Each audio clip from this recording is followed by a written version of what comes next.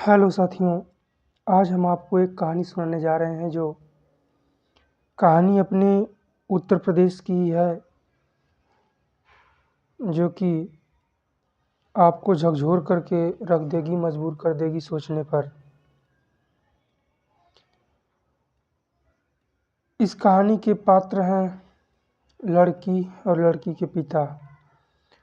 और उसमें जब वो जाता है जिस ऑटो से, उस ऑटो ड्राइवर का भी उसमें बहुत अहम रोल है।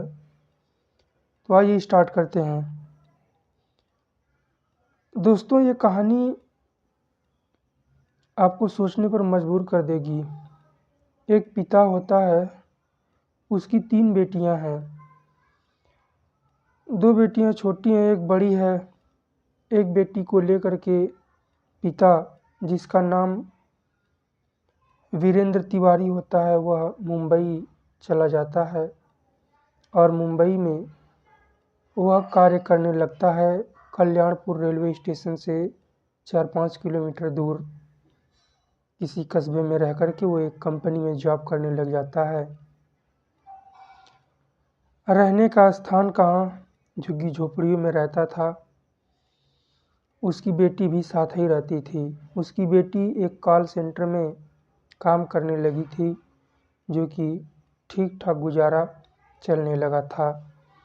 2 बेटियां और उसकी पत्नी गांव में, जिला जौनपुर में रहती थीं। वहाँ माता अपने माँ के साथ 2 बेटियां रहती थी, जो कि उनकी माता उनकी देख रेख करती थी। वहाँ से वो पढ़ाई करती थी। वहाँ से जो लड़की मुंबई गई हुई थी, वो भी कुछ पैसा भेज दिया करती थी और पिता भी कुछ पैसे भेज दिया करता था, जिससे घर परिवार चल रहा था। चलते चलते कुछ दिन के पश्चात क्या होता है कि लड़की जहाँ कॉल सेंटर में काम कर रही थी, वहीं किसी एक मुस्लिम लड़के से उसको प्रेम हो जाता है। और कुछ दिन चलते चलते लड़की का रहना सहना जो है पिताजी के साथ अच्छा व्यवहार नहीं रहने लगा। तो पिता को कुछ शंका होती है कि लड़की जवान है और कहीं कुछ उलट पुलट ना हो जाए। तो लड़की से पिता पूछा करता था कि बेटी, क्या समस्या है? कुछ तुम्हारे व्यवहार में पहले जैसा व्यवहार अब नहीं रहा, क्या समस्या है, कुछ बताओ। तो लड़की साफ इनकार कर देती थी कि कोई समस्या नहीं है, सब ठीक है। एक दिन अरविंद तिवारी अपने काम पर न जाकर के लड़की का पीछा करते हैं और पीछा करते करते वो पहुंच जाते हैं जहाँ लड़की वो कॉल सेंटर में काम करती थी। वहाँ कुछ कर्मचारियों से मिलते हैं और इसके बारे में खोज खबर लेते हैं तथा जिस लड़के से इसका प्रेम संबंध था वह उसको साथ भी इसके देख लेते हैं। तो बहुत लोगों से पूछते हैं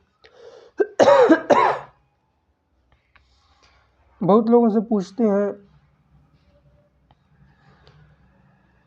घर आने के पश्चात बेटी को बहुत ही विनम्रता के साथ समझाते हैं कि देखो बेटी, जो तुम कर रही हो इसे समाज बिल्कुल अनुमति नहीं देगा।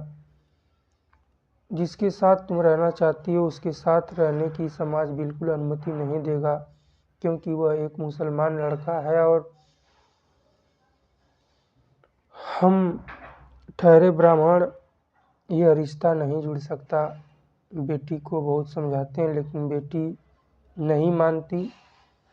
उसी के साथ आना जाना रहना सब कुछ लगा रहता है। पिता को यह बात पची नहीं। वह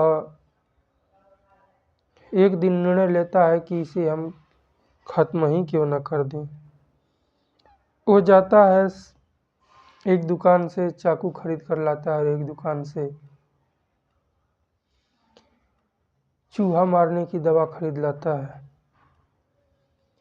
वो दवा खरीद कर लाता तो है, खाना बनता है, भोजन बनता है और भोजन में मिला करके अपनी बेटी को दे देता है।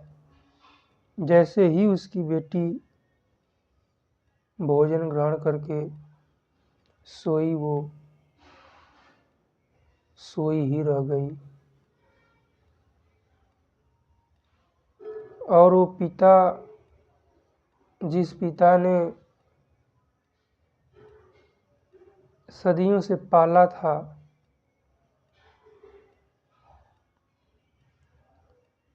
कितने वर्षों से पाल पोस करके बड़ा किया था, उसी पिता ने उस बेटी के 3 टुकड़े कर दिए चाकू से।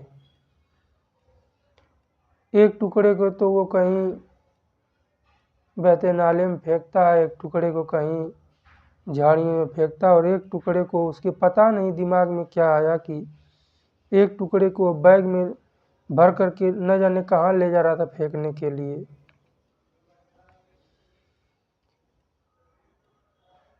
तो जिस ऑटो में वो कल्याणपुर रेलवे स्टेशन पर पहुंचता है, उस बैग को लेकर के उसमें से सड़ान आ रही थी, गंध आ रही थी।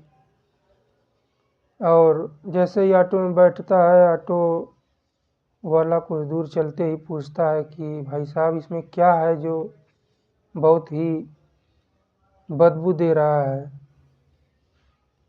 तो वो ऑटो चलता ही रहता है, वह जहाँ थोड़ा सा धीमे होता है वो उतर करके चला जाता है, भागने लग दूसरी ओर चला जाता है। और ऑटो वाला देख करके चिल्लाने लगता है, बहुत जोर से चिल्लाया। लोग इकट्ठा होते हैं, पुलिस भी आती है। बैग को खोला जाता है तो उसमें देखा जाए तो शरीर था, लाश का टुकड़ा था। बहुत छानबीन की जाती है, सीसीटीवी कैमरे खंगाले जाते हैं। तब पता चलता है कि ये कल्याणपुर रेलवे स्टेशन के अगल बगल ही रहने वाला शख्स है और इस फला कंपनी में काम भी करता है। वहाँ तक पुलिस पहुँच जाती है और इसे गिरफ्तार कर लेती है। गिरफ्तार करने के पश्चात जब उसे पूछा जाता है तो सारा अपना हालिया खबर सुनाता है और पुलिस उसे पकड़ के ले जाती है और वह जेल में आज सज़ा काट रहा है। परिवार का एक ही सदस्य कमाने वाला, और आज वह किस परिस्थिति में होगा, वो परिवार कैसे चल रहा होगा, भगवान जाने। मगर यदि देखा जाए तो ऐसा नहीं करना चाहिए था। मारना तो बिल्कुल नहीं चाहिए था। आप लोग सोचिए और कमेंट करके बताइएगा दोस्तों कि क्या होता तो अच्छा होता।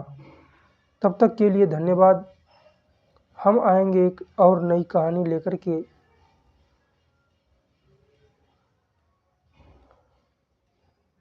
धन्यवाद।